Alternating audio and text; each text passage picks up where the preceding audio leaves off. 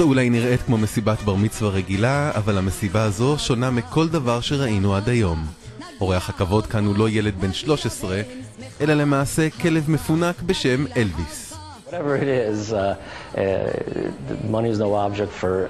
דיוויד בסט הוא בעליו של אלוויס, הוא כל כך גאה בכלב שלו, שהוא החליט לערוך לו מסיבת בר מצווה.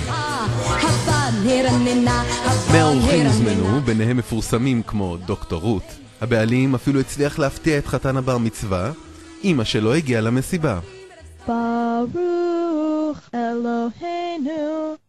בווידאו מיוחד שנערד לכבוד האירוע, הכלב אלוויס קורא מתוך התורה. אז כמה עולה בר מצווה לכלב בניו יורק? לאלו שמרימים גבה לטקס המוזר וההוצאה המוגזמת, דיוויד אומר, We knew the day we met we're going to be best friends for life.